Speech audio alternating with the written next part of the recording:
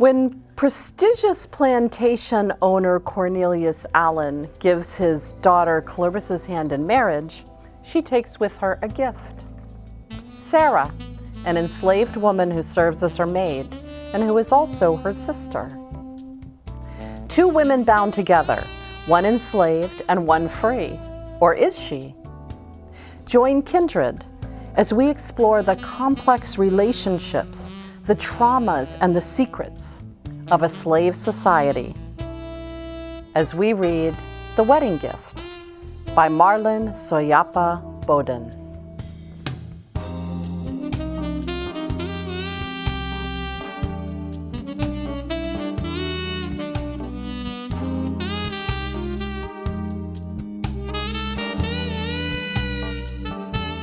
Hello, and welcome to a book discussion with Kindred.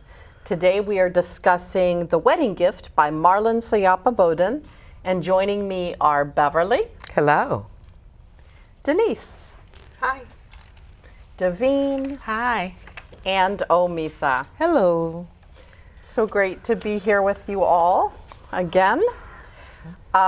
So we're talking about The Wedding Gift. And this is a new author. What do we know about this author, Marlen Suyapa Bodden? Well, she's a lawyer at the Legal Aid Society in New York City, the nation's oldest law firm for the poor. She's an anti-war, anti-slavery, anti-death penalty activist.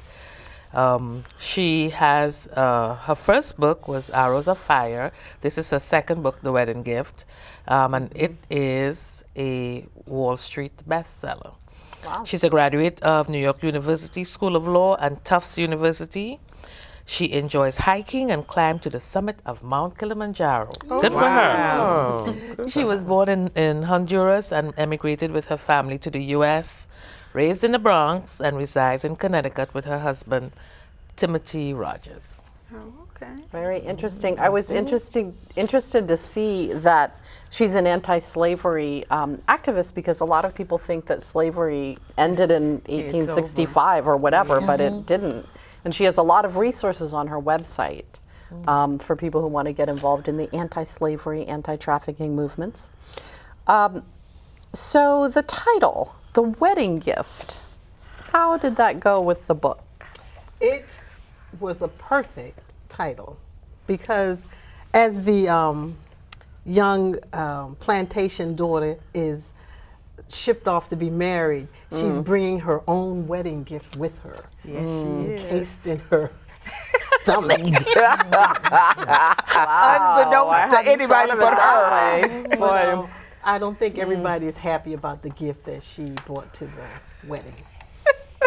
Well, I would guess I think she's the only one that's really happy about it. Yeah, I think you're probably right about that. Well, her mother wasn't that sad. But anyway, we're getting ahead of ourselves. Okay, book cover. Beverly, what did you think about the cover of the book? Well, the cover is very simple. You have two girls looking out to a beautiful sunset. And the two girls, it seems to me that the white child is Clarissa, and the black child is Sarah. And we find out that they are half sisters. But I don't think Clarissa knows that Sarah is her sister. Really? I don't think she knows. Clarissa's mother, of course, knows. But. Right. So it's just a simple, that's all you get there. You just see that there is and for me, the wedding gift was also that the father of Clarissa gave Sarah to Clarissa to be her permanent maid at the new plantation of her husband. Well, that was certainly on one level. Yes. I think Denise was getting on at another level. deeper level. Yeah. Okay. How about the writing style? The writing style was very engaging, fast-paced. The author did a good job in developing the characters and speaking and telling the story through their voices. And I actually like that kind of technique. A lot of use of dialect in the story as well, which could be rather sticky for some folk. But I thought it was very fluid. The emotion kicked up off the page, which is really something positive for me when I'm reading. So The characters, were they well developed? Yeah. I really appreciated the dialogue. It made it move faster. So you were always in people's mind. They were, rather than just flowery, just scenes and images, it was the dialogue really made it move fast. Yeah, I think that was a good technique. Yeah. I also felt like the characters really developed across the book. Yeah. Right. Yeah. So You were that never confused to whom was speaking. Speaking, No. right. Yeah. it was very clear. Yeah. And I guess that brings us to really just bringing the audience into a synopsis of what's happening here. So as I'm sure you've picked up, this is a story about the period of enslavement. And it's a story about a family, and all of the people in that family, we're going to call it loosely defined a family because they were all blood related. On some Some of them level. were enslaved, some of them were not, or in a sense were they, because the whole society definitely constricted their behavior. Stories about a young girl named Sarah who's enslaved, and it's about her growing up across her lifespan and all of the changes that occur in her life and what she does in order to sort of follow her own impulse to self-actualization. And I will say that as you keep reading, more and more layers get unpeeled, and there are more and more surprises. And towards the end of the book, I was texting some of you and saying, I figured it out, but I had not. And then when I got to the last page, I was like, Wow. so with that said, let's just start with talking about some of the main themes. This book has many themes. Do you think the author effectively has made her points with the theme? What were the themes? Well, as you spoke earlier in giving the tease, one of the major themes were relationships, the multi-layer relationships between the families and the slaves and the community at large. There was a sense of power and helplessness. There was also a theme of dishonesty and deceit. And there was also that underlining theme of creativity and manipulation. So it was multifaceted for sure. Yep. One of the things that I thought that attracted me about the book was her focus on what I call roots. Yeah. She talks a lot about the different aspects of being enslaved and different ways that enslaved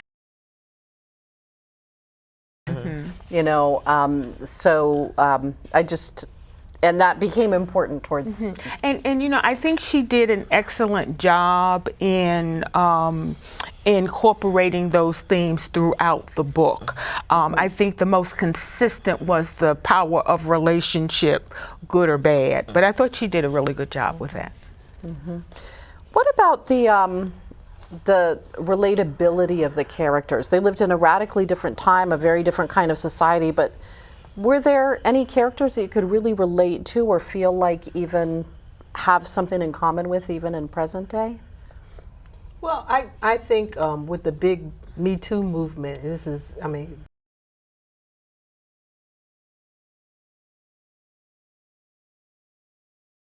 whether the woman was willing or not, all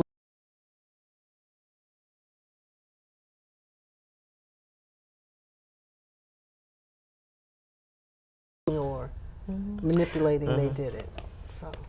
Slavery was not just for the black people. Right. It seems like the white women were also enslaved on many levels, had no control, had to do the biddings of their husbands. It almost seemed like they were offered to their husbands as prizes or something, and Trophy wives. they were so fortunate to get this, either rich or handsome or whatever husband.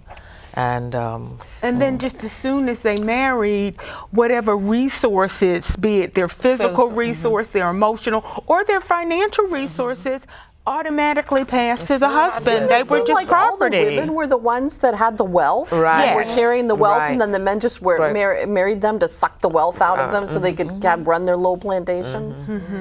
The other thing I thought was so interesting was how when Theodora figured out that her, this guy she had married, Cornelius, who was supposed to be so great, that he was in this relationship with, Emmeline, his an enslaved woman who he was basically abusing, quote, relationship, right? Right.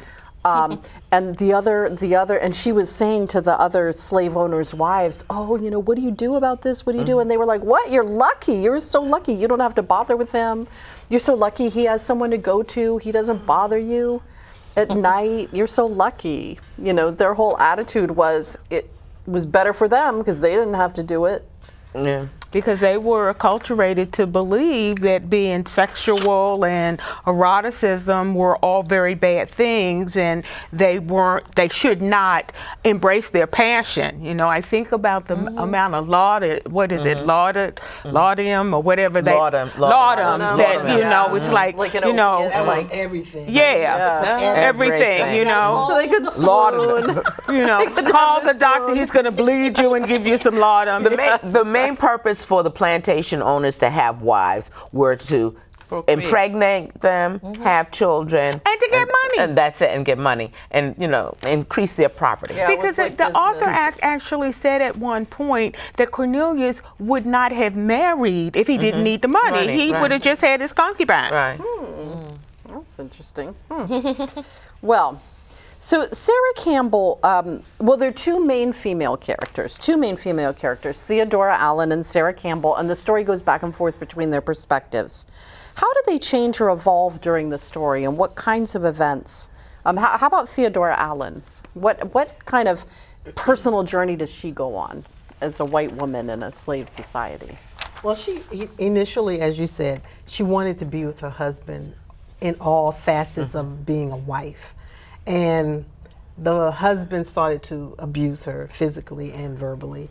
And at some point, at one point she hated the woman that he was sleeping with. And then she, like all the other women, became thankful that he was sleeping with one of the poor enslaved women. Right. So that was one of her turning points, even though she continued to be abused throughout her life by this man. And another one was when she went to New York and she met like a Abolitionist. yes, Yeah. female abolitionist who gave her a newspaper. Oh, a newspaper. And told her about, how people shouldn't own people. Yeah. It's the first time she ever thought of it. She's got a light bulb. Well, but our slaves are so happy. They never run away. we feed them. We build them cabins. Sure they don't. Well, we let them get married. Oh, that's so nice of you. But not with the priest. Right. Not with the priest. Or minister. Or actual papers. A light bulb goes on, and she takes the newspaper to her room, and she read the newspaper. And this is something that I say still happens today. One man sees her with the newspaper and tells another man. And the other man tells that man, and then it gets back to her husband. So he's, where's that newspaper? What are you doing reading a newspaper? And so then he's going to beat up because she's reading the You hussy. newspaper. Newspaper Becoming reading hussy. informed. Yes. Yeah. And the thing is, Theodora was an intelligent woman because she grew up in a household where she was well educated and well read. So. Yes. And she, after that event, was going to teach her own daughter how to read and write. And she includes Sarah, the enslaved young woman, in that activity. And so we're going to pause there for a brief public service announcement and welcome you back to discuss more about the wedding gift.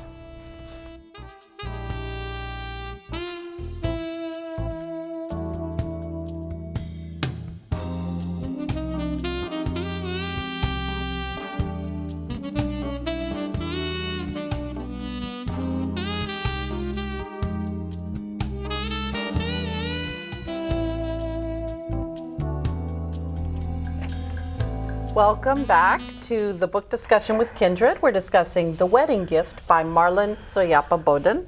And we were just talking about the importance of reading and writing and how Theodora Allen, who was the slave owner's wife, included her daughter's, her slave, but who we know was also her sister, in her lessons, and that was kind of a turning point for both of them. Right. What was that about in terms of the relationship between women? How did that? Well, I believe that initially, first of all, she, after reading the newspaper and listening to that woman's speech and hearing her husband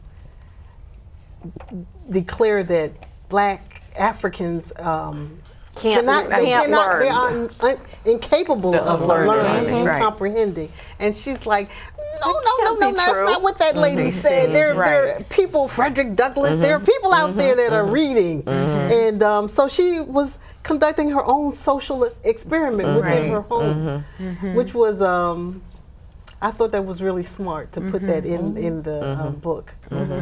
But she had to do it discreetly. Well, She had to do it discreetly. You know, it wasn't like Sarah. It wasn't like Sarah was sitting at her, lap, learning how to read. Then Sarah had to be in peripheral, learning how to read. She had to too. do it more than Yes, discreetly. It right. was illegal. Of What she was course, doing of was course. a It was crime. crime. If they had been found out doing it, they could have Right. all been arrested, and Yeah. God knows what, Right. you know. But she taught Sarah because Clarissa, the daughter, wasn't going to learn to read if Sarah wasn't there. Right. So she was kind of pushed into it. Let's be clear.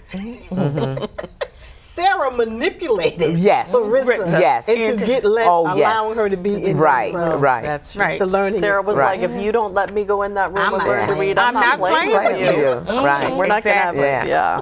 Yeah. And actually, Sarah was a better student Then Clarissa. and learned fast.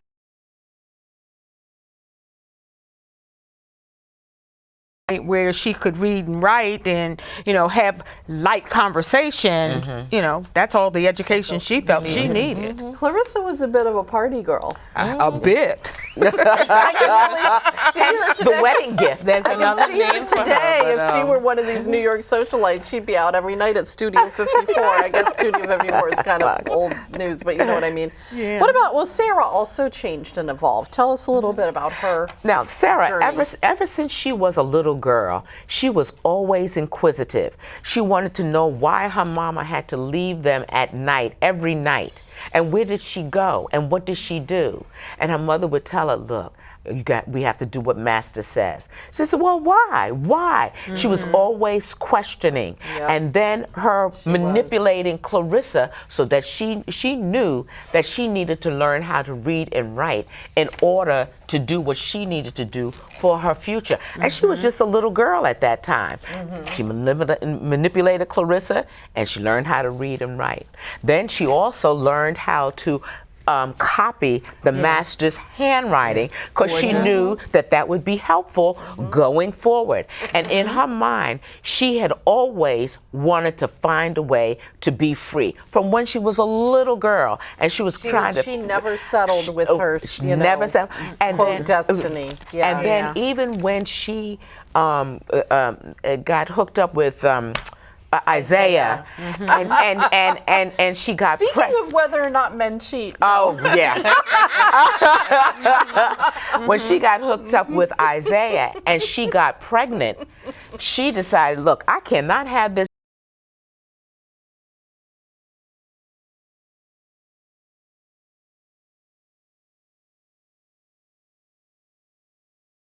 Because if you remember, Yes. he sent her sister away, right. and she was abused and raped right. because Mama wasn't doing what he Right. wanted her to do. Right. And so she learned early on that children were more than just children. right. They were property, but they also were Source of used manipulation. A tool a tool of control. Keep you in Yes. control. Keep you enslaved, yes. And then when you had talked about earlier about the roots, one of the things that Sarah did, Sarah was very intelligent. She grabbed information and got educated in everything. The midwife who delivered the babies. She understood how that happened. The roots that had to be prepared for if you had a difficult birth. So when she was having her own baby, she said, "Oh, no." She knew the routes to take. Now it was kind of dangerous. Yeah, because she ended up. They had to take everything out, so she's not going to have any more babies. But that was a sacrifice But that's she was willing to make But it was for like her for freedom. those days, it was like she studied medicine. Right, Yeah. Because right, that was right. medicine. The midwife doctor on the plantation was smarter than the damn doctor. Yeah. Smarter than that doctor. That's all he did was give laudanum. And bleed you. One of the things that we talked about is how there was a similarity between the way that planters controlled their slaves with the way they controlled their wives and daughters. And I kind of want to touch on that. But first, I wanted to ask, were any parts of the wedding gift not credible? There were a few things that I found, and now that I know that she's from Honduras, it's more, perhaps it was a different point of view from which she, wrote the story. Right. But the part when Sarah was about to become the concubine of her sister's husband. Yeah. Right. Where he was like, "Oh, Sarah, I'm right. gonna wait for you. I'm gonna make I'm sure gonna you're woo ready you. for. I'm gonna our-" woo you. I'm gonna make you come to me. I'm gonna You're gonna you. want Right. me. Yeah. I thought that was a little bit unrealistic. Yeah. but- and a few other things, but yeah, I understand it's from a different point of view. Well, there were some critiques of the book that I looked at where they said that it portrayed slavery as being too pleasant. Yeah. The slaves were happy. They were fed. They had cabins, and so They had their own gardens. yeah. And when they got married, they got their own huts, and they could order furniture, special furniture to be made. Hire themselves out. Out and keep the money. Keep part of the money. I think that was a little bit. Yeah. But one of the things that Cornelius said was that that it was really, he wasn't doing that to be nice. He was doing that because they were more productive. Right. If you kept them If he happy, treated they them didn't well. run. Well, and then they But wouldn't run if away. they didn't do what he wanted, He'd still work them. they would, worse than that. I mean, Yeah, when they 'cause he sent the killed sister one. away, Yeah. Oh, yeah. when we sent the sister away, she just was, Right. basically raped and abused and, horribly. Yeah. So let's talk about this issue of the ending. What were the But don't give it away. clues? Well, we're not going to say the ending, but what were some of the clues that she, planted related to the ending? And that comes around to present day time too. When the husband is spending too much time in the office at night. Well, he was in the stables. At night. I mean, You're talking about Her husband, Isaiah now. Isaiah's, Sarah's Sarah's husband. husband. So that was my clue that he was messing around, and I figured out it was his, Clarissa. Who the baby was? Yeah. But we're not gonna get to the other ending. Yeah. But also, Ladies, I think we're about to where we need to do this book up, book down thing. Just start here and go around. Well, it was definitely a book up for me. It was a quick read. It was a good read. It had some nice twists and turns. I would recommend it. Definitely a book up. Initially, I said, "Oh my God, another slave book." And then as I got into it, I said, "Oh, okay." And then the ending, I said, "Whoa, okay." So I'd recommend it. Book up. Well, it's a book up for me, and I did recommend it. Yes, you did. yes, this was Denise's recommendation and great. But a great one. even with the things that I thought were a little Right. unrealistic, but I thought it was a good book. Ditto, ditto, ditto. I thought it was a great book. Was a quick read. Very interesting. Kept me, with emotions and book up definitely. Well, there you